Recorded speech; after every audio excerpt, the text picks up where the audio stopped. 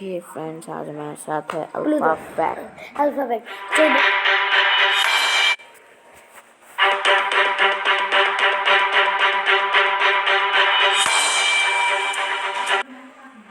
Hello दोस्तों, आप में से मुझसे महबूब बादशाह, रेखा बदाया, विराट गौड़ जैसे कई लोगों ने प्लूटो पर वीडियो बनाने के लिए कहा था। इसलिए आज मैं आपसे प्लूटो के बारे में ही बात करने वाला हूँ। प्लूटो एक ड्वार्फ प्लैनेट यानी बौना ग्रह है। इसका डायमीटर 2372 किलोमीटर है।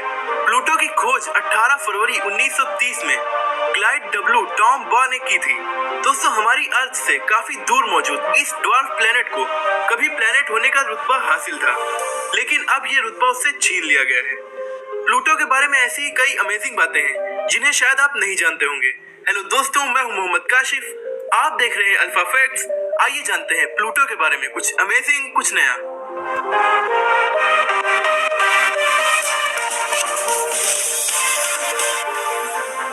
प्लूटो की सूरज से एवरेज डिस्टेंस 590 करोड़ किलोमीटर है। सूरज का एक चक्कर लगाने में इसे 248 साल लग जाते हैं। ये सूरज से इतनी दूर है कि सूरज की लाइट प्लूटो तक पहुंचने में 5 घंटे से ज्यादा वक्त लेती है, जबकि हमारी अर्थ पर सिर्फ 8.5 मिनट में ही आ जाती है। प्लूटो की खोज फरवरी 1930 में हुई थी। तब से लेकर अगस्त 2006 तक इसे प्लैनेट होने का रुतबा हासिल था। इतने दिनों में ये अपनी ऑर्बिट का 1/3 डिस्टेंस ही कवर कर पाया है, और अभी इसी डिस्टेंस को पूरा करने में इसे 150 साल और लग जाएंगे। प्लूटो सूरज से बहुत ज्यादा दूर है, इसीलिए यहाँ का एवरेज टेम्परेचर -229 डिग्री सेल्सियस है। प्लूटो का 1/3 हिस्सा पानी है, लेकिन ये पानी एकदम जमा हुआ है। प्लूटो बहुत छोटा है। अगर इसके साइज का कंपैरिजन हम सोलर सिस्टम के कुछ मून से करें, तो ये जुपिटर के मून गैनीमेड, कैलिस्टो, आइयो, सैटर्न के मून टाइटन, नेपच्यून के मून ट्राइटन और हमारे अपने मून से भी छोटा है।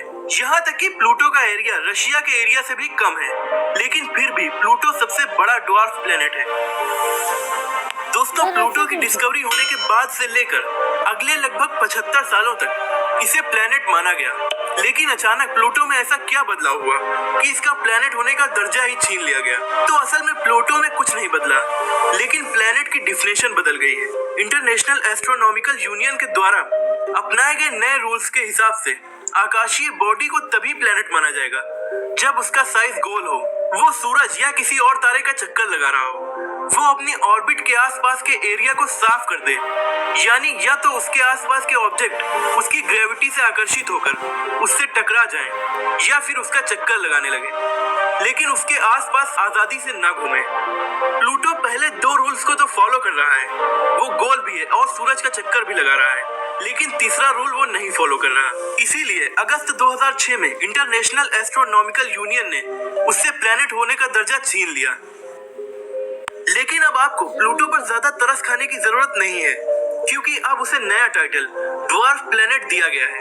और वो अकेला नहीं है, उसकी फैमिली में 4 और ड्वार्फ प्लैनेट्स हैं, जिनमें से प्लूटो, मेकमेक, हेमिया और एरिस नेपच्यून के बाद हैं, जबकि सेरेस एक ड्वार्फ प्लैनेट है जो मार्स और जुपिटर के बीच एस्ट्रॉयड बेल्ट में पड़ता है। प्लूटो को जब प्लैनेट माना जाता था, तब उसे सूरज से सबसे दूर मौजूद प्लैनेट कहा जाता था, लेकिन असल में एक वक्त ऐसा भी आता है जब प्लूटो नहीं, नेपच्यून सूरज से ज्यादा दूर होता है, क्योंकि प्लूटो सूरज का चक्कर इलिप्टिकल ऑर्बिट में लगाता है, और इसी इलिप्टिकल ऑर्बिट की वजह से प्लूटो नेपच्यून का रास्ता काटते हुए कुछ वक्त के लिए नेपच्यून के मुकाबले सूरज के करीब आ जाता है। 1979 से लेकर 1999 तक प्लूटो सूरज के करीब, जबकि नेपच्यून दूर था, और ये प्रोसेस हर 248 सालों में 20 सालों के लिए होता है। प्लूटो अपनी एक्सिस पर उल्टे डायरेक्शन में, यानी ईस्ट टू वेस्ट घूमता है, जबकि हम अपनी अर्थ के साथ वेस्ट टू ईस्ट डायरेक्शन में घूमते हैं। इसीलिए अगर इंसान कभी प्लूटो पर रहने लगे, हालांकि वहां पर बहुत ठंड होती है, मेरा मतलब है हद से ज्यादा ठंड होती है, फिर भी अगर इंसान उस पर किसी टेक्नोलॉजी की मदद से रह पाए, तो उसे ये कहावत कि सूरज पश्चिम से कभी नहीं निकलता को बदल के सूरज पूरब से कभी नहीं निकलता करनी पड़ेगी। प्लूटो अपनी एक्सिस पर बहुत धीरे भी घूमता है, इसीलिए प्लूटो का एक दिन हमारे लगभग 6.5 दिनों के बराबर होता है। इतना छोटा होने के बावजूद प्लूटो के 5 मून हैं। वैज्ञानिकों का मानना है कि प्लूटो की टक्कर कभी किसी ऑब्जेक्ट से हुई होगी, उसके टुकड़े बाद में इसका चक्कर लगाने लगे और इसके मून्स बन गए। प्लूटो का सबसे बड़ा मून कैरोन इससे लगभग 19,570 किलोमीटर की दूरी से इसका चक्कर लगा रहा है और ये दोनों ग्रेविटेशनली लॉक्ड हैं। इसीलिए दोनों हमेशा एक दूसरे की एक ही सरफेस को देख पाते हैं। जैसे हमें चांद सिर्फ एक ही साइड का दिखाई पड़ता है, लेकिन चांद से पृथ्वी की अलग अलग साइड्स देखी जा सकती हैं। मगर प्लूटो और कैरोन एक दूसरे की सिर्फ एक ही साइड हमेशा देख सकते हैं। और मून्स और उनके प्लेनेट के कंपैरिजन में प्लूटो का मून कैरोन सबसे बड़ा है, क्योंकि ये अपने प्लेनेट के साइज का आधा है, जबकि हमारा चांद पृथ्वी के साइज का सिर्फ 27% ही है। दोस्तों, आपको हमारा ये वीडियो कैसा लगा और आने वाली वीडियोस आप किन किन टॉपिक्स पर चाहते हैं कमेंट में मुझे जरूर बताइए। अगर आपको ये वीडियो पसंद आई है तो इसे लाइक और शेयर कीजिए।